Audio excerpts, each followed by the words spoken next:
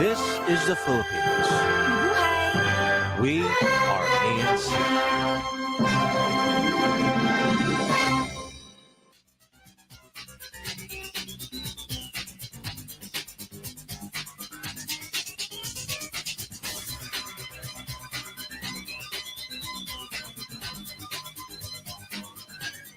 President Marcos reminds officials who quit their posts after being implicated in the flood control mess that they are not yet off the hook. Former Senate President Franklin Dillon believes Senator Panfilo Lacson's claim that almost all senators had insertions in this year's national budget cost him the Blue Ribbon Committee chairmanship. Senate President Tito Soto very confident he will keep his post amid rumors of another Senate coup. And the CBCP says any move to change the Senate leadership or redirect investigations on the flood control mess will only raise more suspicions of a cover-up. Later on in the program, we'll be joined by Father Wilmer Tria of the Trillion Peso March movement. Hi, I'm Carmina Constantino. Dateline Philippines begins right now. Thanks for joining us. For those of you watching us on YouTube and on Facebook, glad you could join us today. We begin with President Ferdinand Marcos Jr. insisting accountability, not just resignation, is what is needed from officials involved in the flood control corruption scandal. Our correspondent Katrina Domingo joins us for more on that. Kat, over to you. Hi, Carmina. President Ferdinand Marcos Jr. is not convinced that the government should stop hounding officials involved in anomalous flood control projects after they stepped down from office, saying that the resignation of these individuals is not enough. President Ferdinand Marcos Jr. gave that statement in his latest podcast episode, and while he did not mention particular officials, it is common knowledge that Zaldico, a former lawmaker who founded a construction company linked to substandard flood control projects, resigned as Ako Bicol party list representative last month, while later Representative Ferdinand Martin Romualdez, the president's cousin, stepped down as House Speaker following reports of his alleged involvement in the irregularity that has been dubbed as the Philippines' biggest corruption scandal. Here's what the president said. Does resigning absolve people of culpability? No. Okay. That's not sufficient. That's very good to hear. Oh, no, that's not enough. That's not enough. There is a great deal of damage that has been caused, not only financial damage or economic damage, but actual damage to people's lives. I mean, how can you live with that? I can't live with it, so I won't live with it. So we'll keep pushing. Nothing will happen to the Philippines if we carry on this way. Wala na talagang mangyayari sa atin. The economy will never grow properly. People are not going to get helped. The schools will not get better. The hospitals will not get better. We're not going to get anywhere. Yeah. All of these sort of things will just disappear. And we'll just be this little nation that's sort of feeding upon itself. Carmina, in that same podcast, the president was also asked about the possibility of investigations leading to the backyard of his allies. And the president says that he thinks that we are already there. He also underscores that he did not bring up this issue out of political advantage. And he says he simply wants to stop this corruption mess. He describes the scale of corruption in the flood control project as shocking, saying that apparently in the last administration, the government removed certain safeguards or standard procedures, such as the approval of local government units before the turnover of a project. Carmina, in a forum here in a hotel in Mandaluyong City, the president told foreign loan and aid providers that the Philippines will not tolerate the wastage of public trust, or rather of public funds. He says that the Philippines will not waste taxpayers' money and that his administration will not allow the pilferage of the country's public funds. He also assured loan and aid providers here that the Philippine government will continue to listen to their concerns and recommendations as the Philippines strives to become an upper middle income country. Carmina. Thanks a lot, Katrina Domingo there joining us on the line. And back here in the newsroom, the Independent Commission for Infrastructure echoing the president's sentiment on the filing of charges against those involved in the flood control mess. ICI Executive Director Brian Keith Hosaka says they are still in the process of building airtight cases to make sure the culprits will not walk free.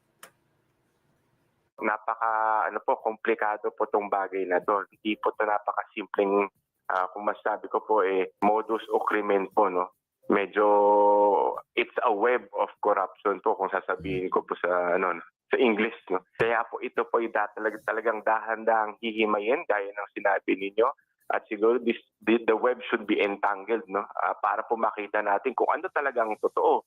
Sino ho ba talaga may kasalanan? Dahil hindi po natin basta-basta pwedeng sampahan kung sino man ang banggitin ng isang testigo, dahil ito po ay still subject to verification. Talagang nag-iingat ang ICI dahil hindi po natin talaga mamadaliin. Talaga pong bibilisan po, no, na nasisiguraduhin natin na meron tayong mga ebidensya, dahil kung wala po baka po madidismissan lang. Attorney Hosaka adds the public may expect some progress in 2 weeks. Meanwhile, he reveals former Public Works Secretary and now Senator Mark Villar has accepted their commission's invitation to appear in its hearings. Well, the latest statements from the president and the ICI on the flood control mess come as Senator Panfilo Lacson decided to quit as chairman of the Blue Ribbon Committee. Lacson cites the disappointment of his colleagues over his handling of the flood control probe. Lacson says while no amount of criticism can distract him from his job, it is different when his fellow senators criticize his work. But he vows to continue the fight against what he called a corrupt and rotten system in the misuse of public funds. Former Senate President Franklin Drilon calls Lacson's move a gambit to prevent another possible coup in the upper chamber. I call this what has happened, or what has happened yesterday and over the past 2 days, as the King's Gambit. Tito can lose his presidency. If he loses his presidency, what are we talking about as chairman of the Blue Ribbon? Ping Lacson will be changed. So as a gambit, he says, I quit. I do not know if Tito knows this, but hopefully, but in the mindset or in the calculation of Ping, hopefully he's quitting the Blue Ribbon Committee, appeases or addresses the concerns of his fellow senators, and therefore would maintain Tito Soto as Senate President. What went wrong is the fact that Ping Lacson did not think out, probably in the heat of the work, did not think out of the effect of his statement when he said almost all the senators had insertions. To me, that's the most immediate reason why there was dissatisfaction. A political analyst, meanwhile, believes Lacson has had enough of the criticisms from his colleagues. Lumalabas na naman itong chismis na magpapalit daw ng Senate leadership. Meron daw kasi mga reklamo yung mga senador dun sa conduct ng Blue Ribbon. Dahil masyado daw matapang si Senator Ping Lacson at walang sinasamba. Ibig sabihin, hindi lang yung mga tiga-Kongreso, hindi lang mga tiga-DPWH, kung hindi pati yung mga kasama niya sa Senado. Alam naman natin si Senator Ping Lacson, talaga namang ganyan yan. Medyo naasar na rin si Senator Ping Lacson dahil may mga bumabati ko sa kanya ng mga kasama niya. Ang sabi nga niya sa statement niya, yung mga bumabati ko sa kanya labas ng Senado, kayang-kaya niya yon. Yung mga senador ang babanat sa kanya, di sa inyo na. Meanwhile, Senate President Tito Soto says he's very confident he continues to enjoy the support of the majority bloc amid rumors of another leadership change at the upper chamber. However, Soto was mum when asked if he conducted a loyalty check on his colleagues. Senate President Pro Tempore Panfilo Lacson on Sunday dismissed the coup rumors, calling them old, rehashed Psy-war tactics to confuse the majority bloc. Well, the Catholic Bishops' Conference of the Philippines says any effort to change the Senate leadership or redirect investigations on the flood control mess will only further raise suspicions of a cover-up In a statement, the CBCP called on public officials to uphold the integrity of ongoing inquiries into the scandal. It adds the Independent Commission on Infrastructure must be empowered to conduct a full investigation without political interference from any branch of government. The CBCP also says it opposes any attempt to preempt or derail the investigation through backroom deals, leadership takeovers, or selective justice. It adds this is a defining moment for public accountability.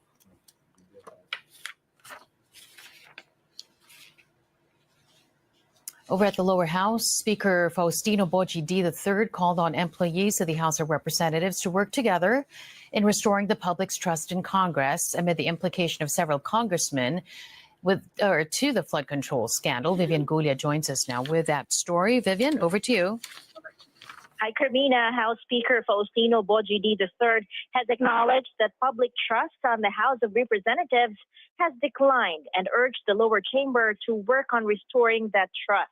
He issued the statement at the House flag ceremony this morning after several congressmen were previously accused of receiving kickbacks from certain flood control projects, which they previously denied.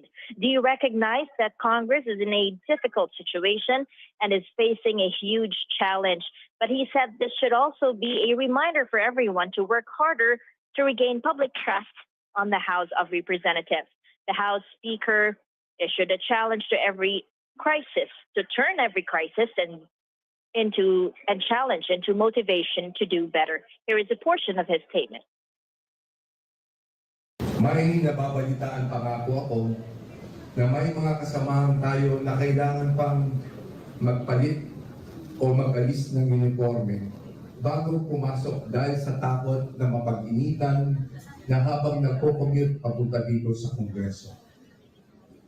Masakit mang tanggapin, pero ito ang katotohanan. Talagang bumaba na ang tiwala ng taong bayan sa ating institusyon. Pero ito rin ay paalala na mas kailangan nating pagbutihin ang ating trabaho at ibalik ang tiwalang iyon sa pamamagitan ng tapat na paglilingkod. The House Speaker reminded workers of the House of Representatives to serve with integrity, excellence, and compassion. He also called on them to always do what is right and what is good, as he expressed optimism that in doing so, the House can overcome its current challenge. He also thanked House workers for their contributions in getting the proposed national budget moving, despite the issues and challenges the institution is facing. The House of Representatives is expected to approve the 2026 House General Appropriations Bill on second reading this week and on third and final reading on October 13th. That's on Monday. Carmina, back to you. Thanks a lot. Vivian Gulia there joining us on the line. Back here in the newsroom, Senate Minority Leader Alan Peter Cayetano's call for snap elections drawing criticism. In a social media post, Cayetano said public trust in government has eroded amid the corruption scandal involving flood control projects. Senate President Tito Sotto warns holding snap elections would plunge the country into uncertainty and chaos, noting there is no constitutional or legal framework for such a move. Meanwhile, Senator Panfilo Lacson points out holding snap or regular elections could even fuel more corruption as candidates might resort to vote buying using taxpayers' money. Lacson stressed that restoring public trust won't come from new elections, but from the certainty of punishment. Former Senate President Franklin Drilon also slammed Cayetano's proposal, calling it very dangerous. I'm sorry to totally disagree with the idea of Senator Alan Peter Cayetano. The moment everybody resigns, who takes over? The military? You know, you may not have an ANC in our interview this morning. Number two, we have a process and we have a constitution which we must respect. We elected these officials, let them finish their terms in accordance with our constitution. But if they commit malfeasance, in the meantime, prosecute them in accordance with our existing laws in order to impose respect for the law and the rule of law.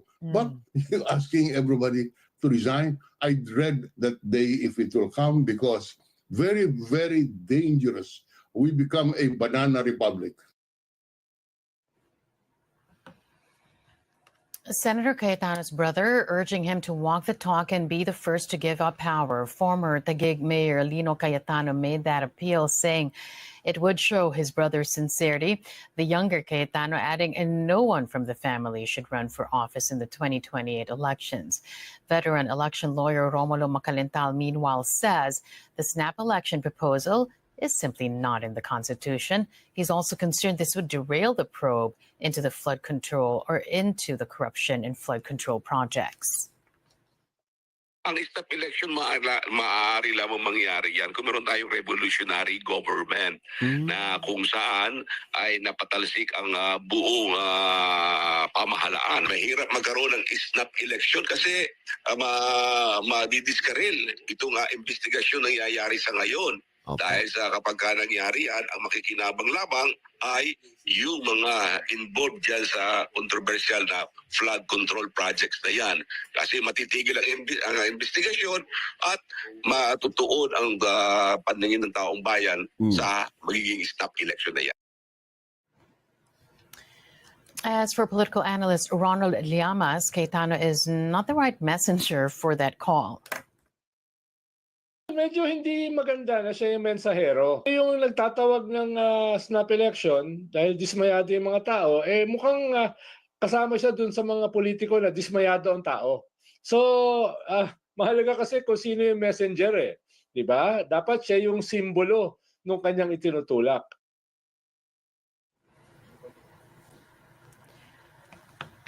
The chief of the Philippine National Police asserts there is no justification to remove President Marcos from office amid rumors of a coup plot. Karen de Guzman now joins us on the line with details. Karen, what more can you tell us? Carmina, the Philippine National Police says it has not received any information or communication regarding alleged efforts to oust President Ferdinand Marcos Jr. In a press briefing on Monday, Acting Chief PNP Police Lieutenant General Jose Melencio Nartates Jr. said neither he, his staff, nor any regional police commander has been approached about any destabilization plot. He emphasized that any such plot would lack basis, pointing out that President Marcos was elected by a majority of Filipino voters. According to Nartates, the president's mandate remains strong, and there is no justification for efforts to remove him from office. The PNP also noted that under the current administration, reforms are being pushed to address long-standing issues, particularly corruption and illegal activities. He said these reforms aim to tackle root causes of major problems such as flooding in Metro Manila and surrounding provinces. Nartates also dismissed concerns about unrest or dissatisfaction within the police ranks. He says the morale of the PNP remains relatively high and that there is no need for any loyalty check as routine internal assessments are already in place. The police leadership statement comes after the Armed Forces of the Philippines revealed that it had received feelers from unidentified individuals allegedly pushing for the president's ouster. The AFP quickly rejected the idea, reaffirming its loyalty to the chain of command and to the country's democratic institutions. Carmina, as of now, both the police and military stand united in their support for constitutional order and the duly elected leadership. Carmina. Thanks a lot, Karen de Guzman there, joining us on the line. Well, let's get a reaction now on the latest developments in the flood control corruption scandal. Joining us now, Father Wilmer Tria. He is the National Secretariat of the Trillion Peso March Movement. Father Tria is also Vice President of the Catholic Educational Association of the Philippines. Father, thanks for joining us today and welcome to the program. Thank you for having me here, Carmina.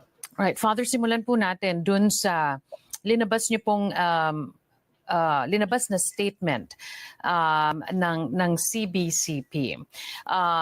In that statement, it mentioned the revelations of massive anomalies, the amount of money, of course. We've seen that. All of the other details we've slowly seen exposed in the past weeks. And yet today, Father Tria, and even during the weekend, what's dominating news cycles is the movements in the Senate, the suspension of the Blue Ribbon Committee hearing. I mean, how do you make sense of this, Father? the government cannot undermine or underestimate the Filipino people because there is an embedded mechanism of sense of justice among each person. Like, a child can sense favoritism inside a family or a student inside the classroom. So the general public knows very well that there is a great injustice going on, especially when we have unearthed all these scandals, the misuse of funds.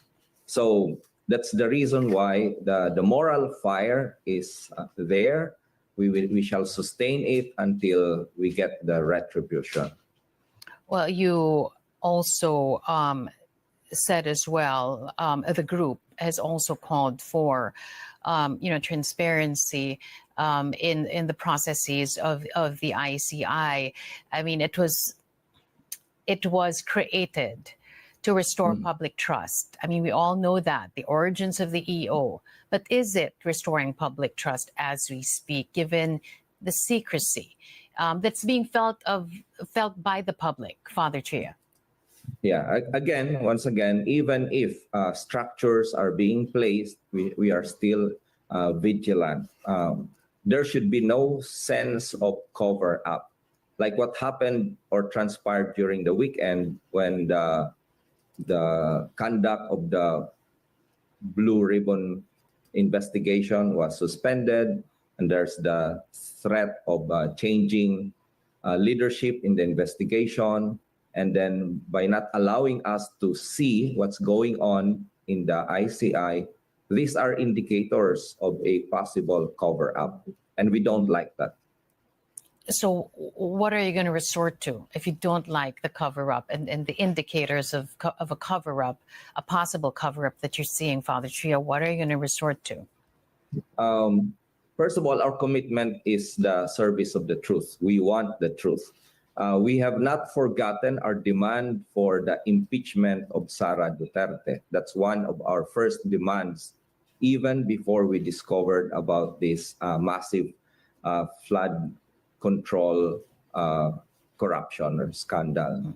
So that's one. We demand for the truth. We want the impeachment trial of Sara. And now, again, we are at the service of the truth. We want the truth, the full truth about this systemic corruption in our government.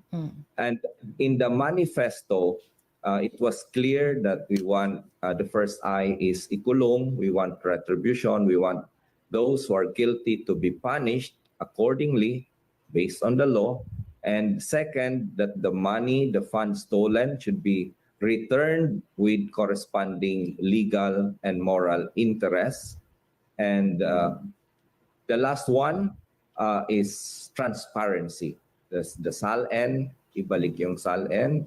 And at the same time, dapat naka-live stream lahat ng investigation because every Filipino is interested to know the truth.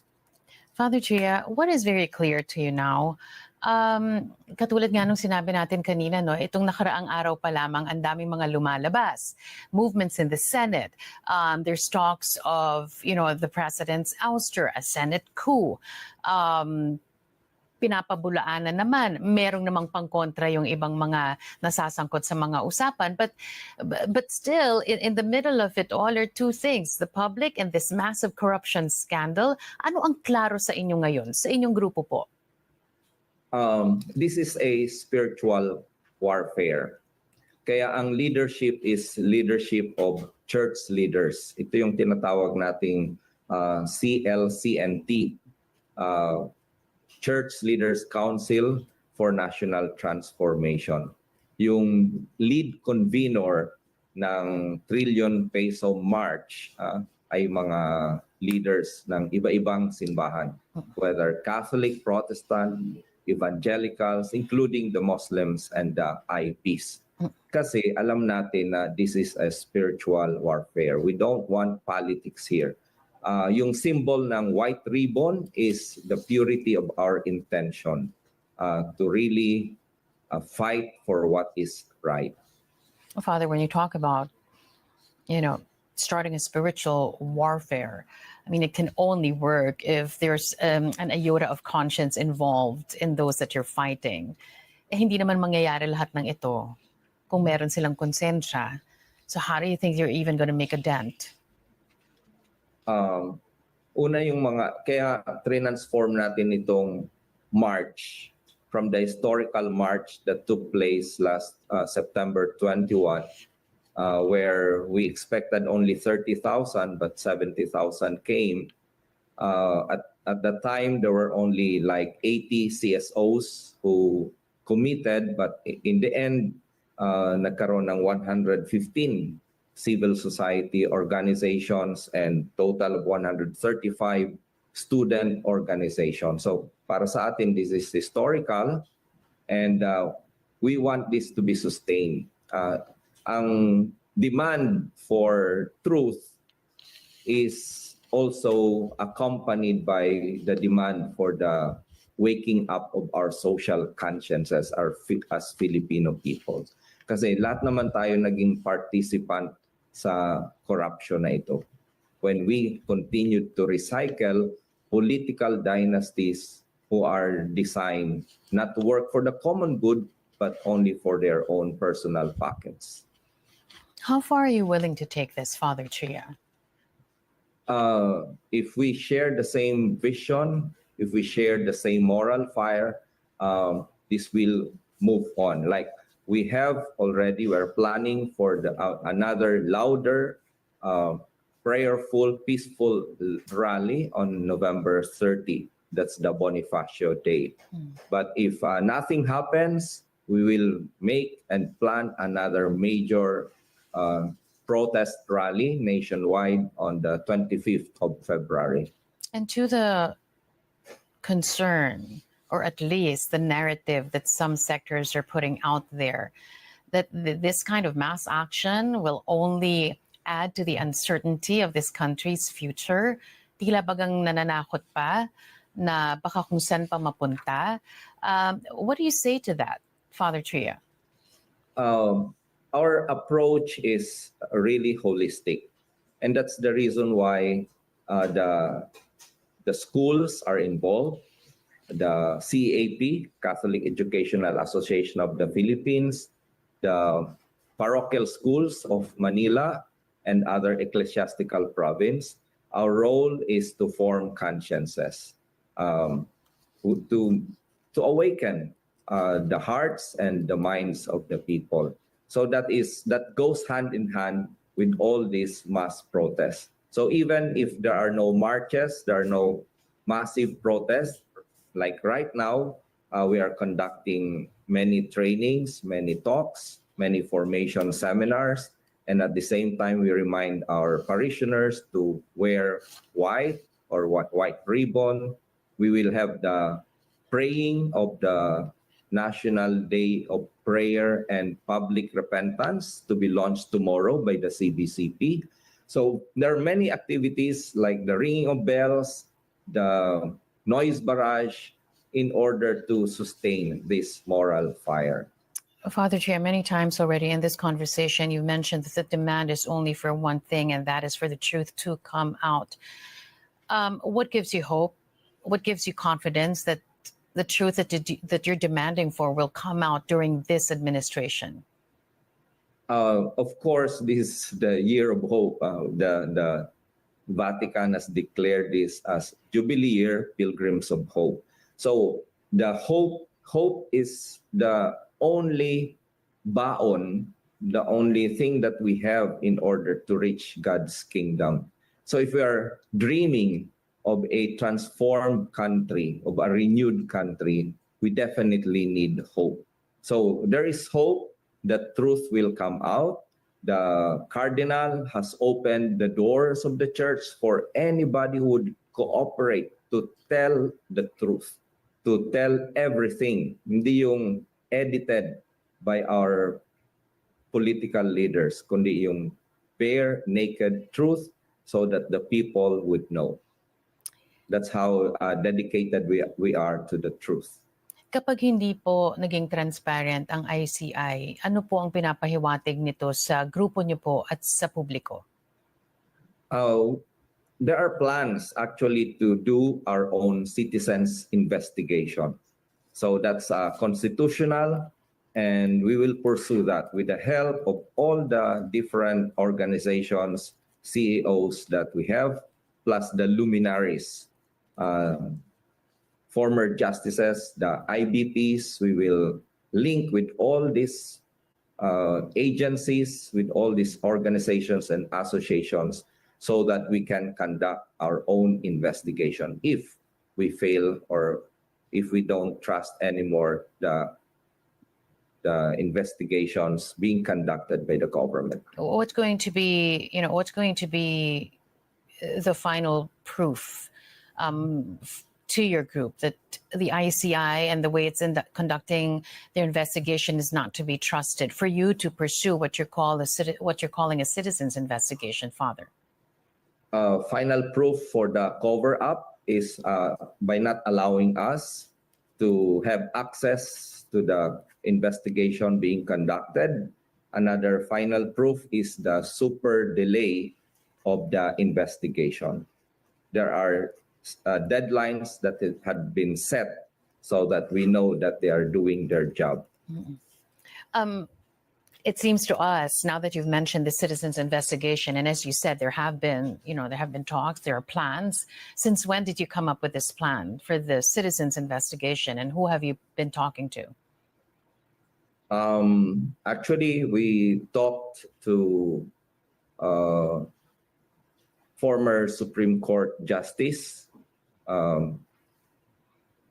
Renato Puno, and other people have also talked to other associations about that. So it's a common sentiment in the organization.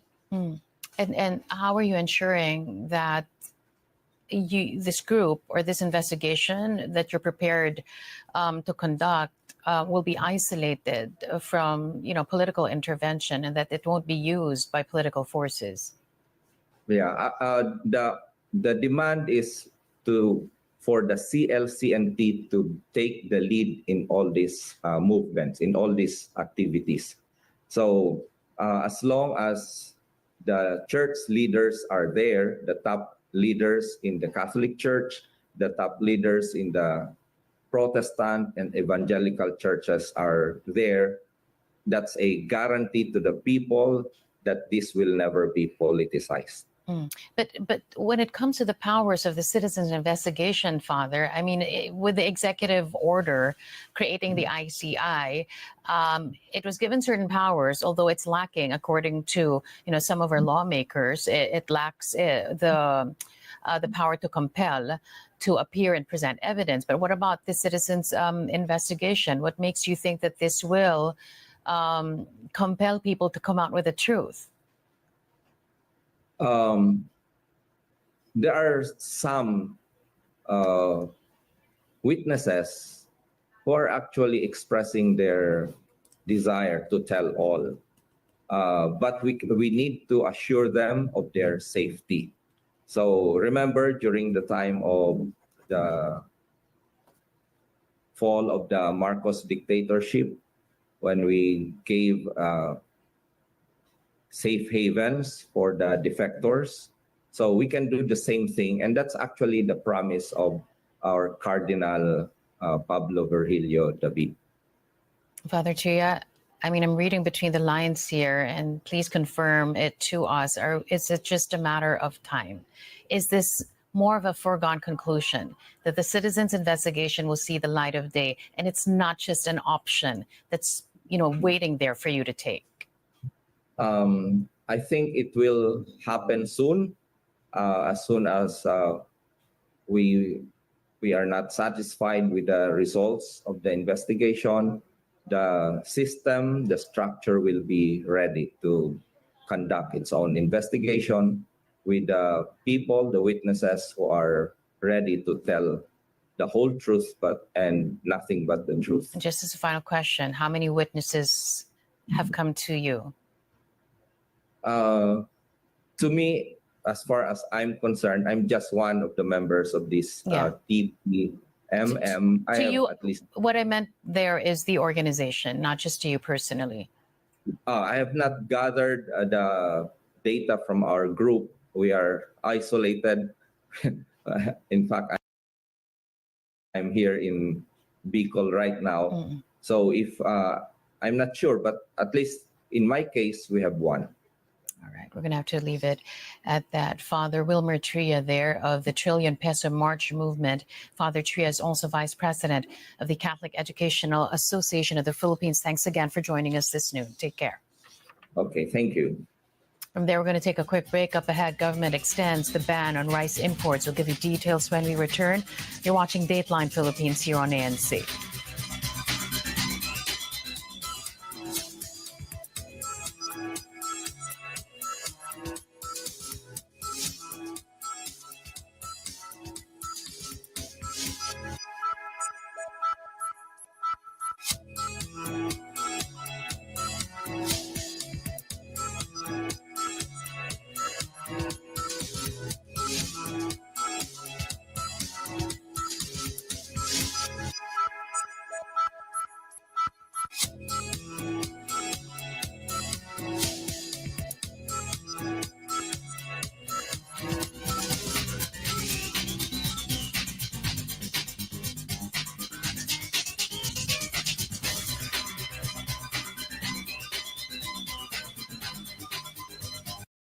Tinesting, sinuri, siniyasan.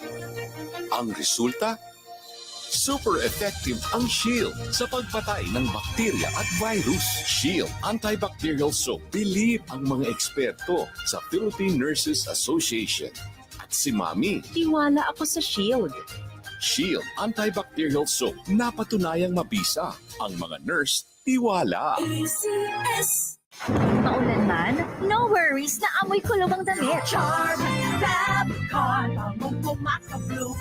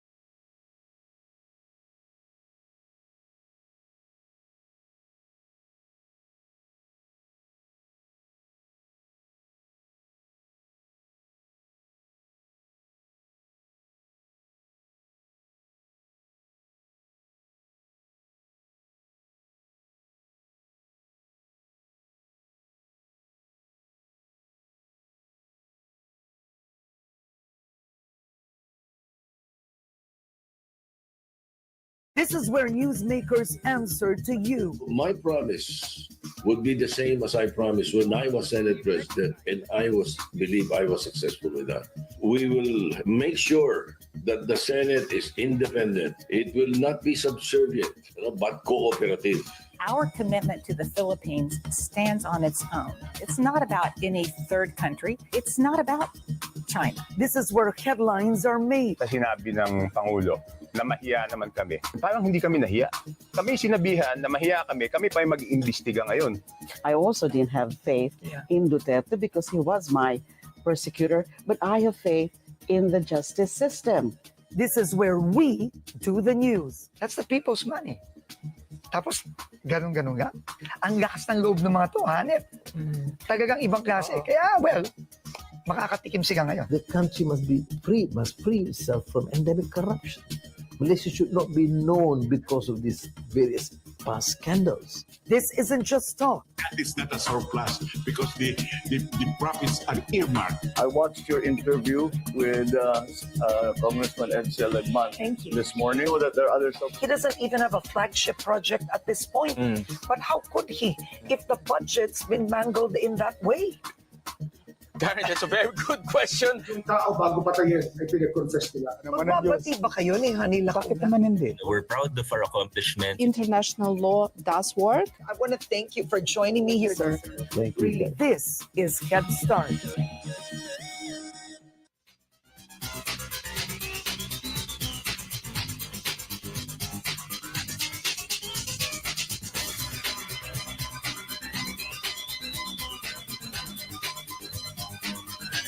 Back with more news. Pope Leo XIV offers prayers to victims of last week's killer quake in Cebu.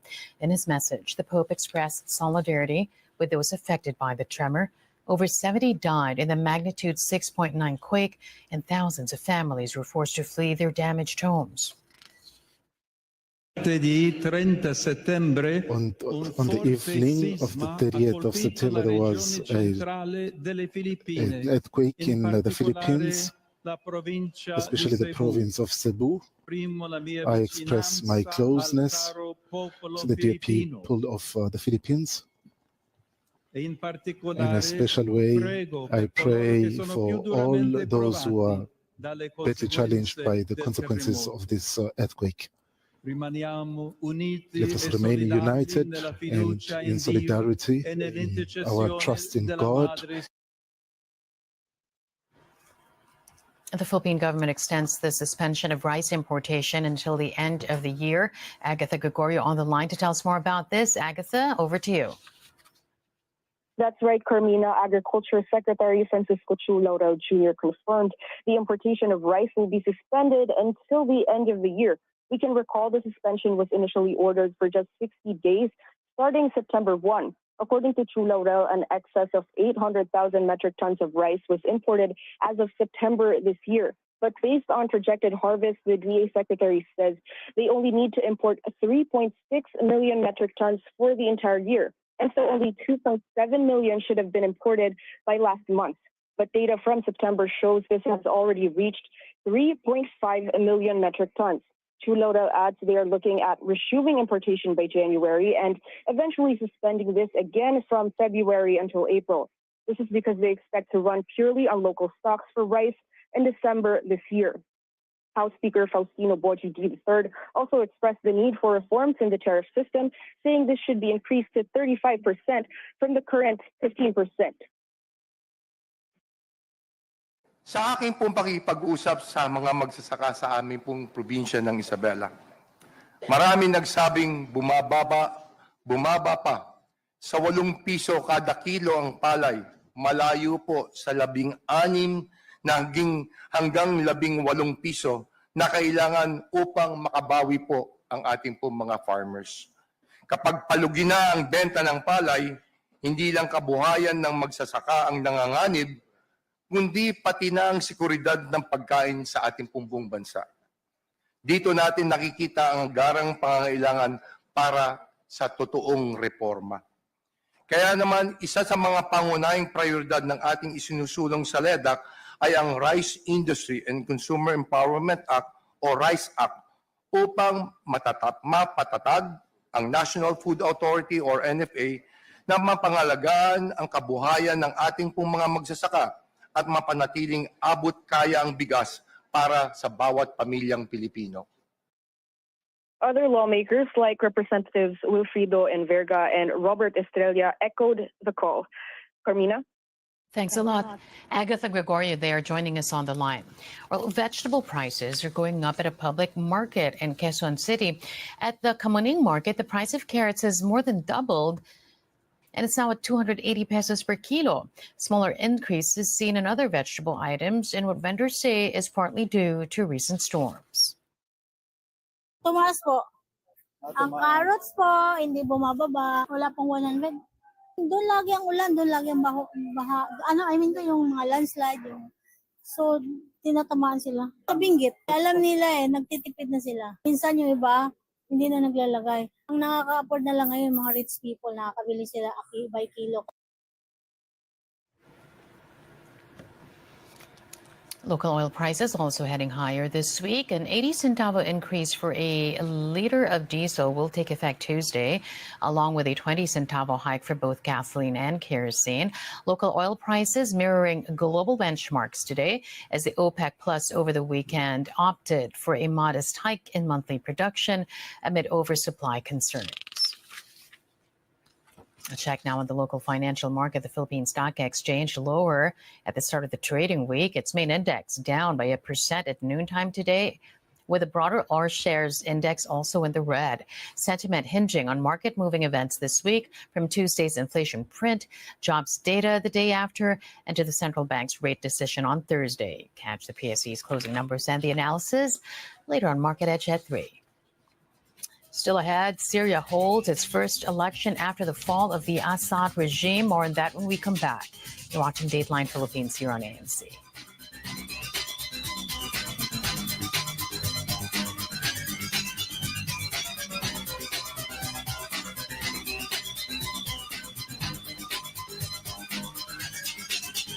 You're watching. Another day, another dip. In-depth reporting around the most important and interesting business stories of the day.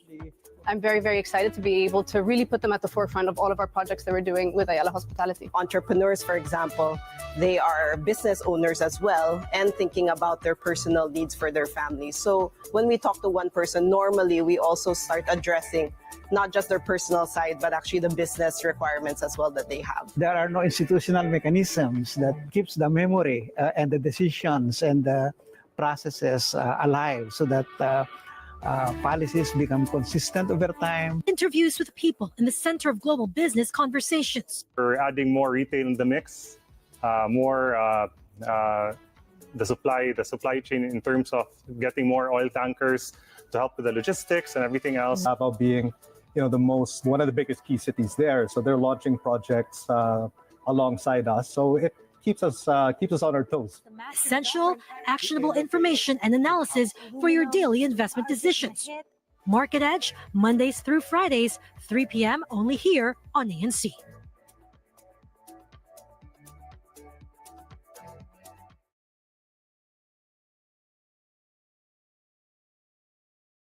Weekday comes to a close, the ABS-CBN News Channel delivers a comprehensive roundup of accurate and timely reports from seasoned journalists who provide context along with insights from reliable experts.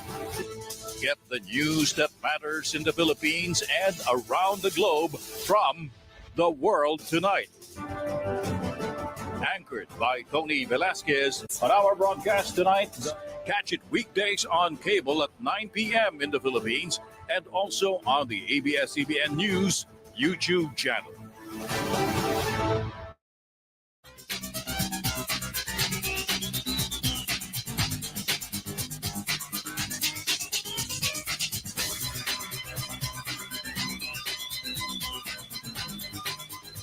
Back with world news, at least 47 have been killed in Nepal after days of heavy rain triggered landslides and flash floods since Friday.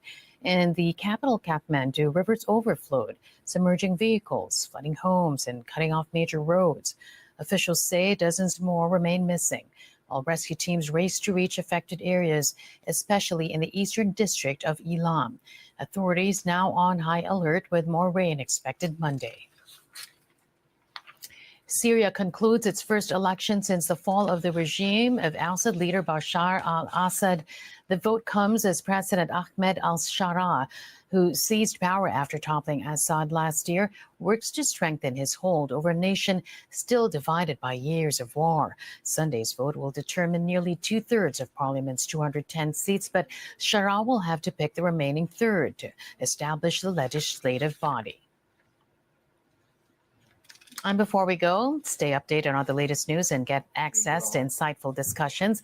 Catch the ABS-CBN News channel on iWant and get your news at your own pace, anytime, anywhere.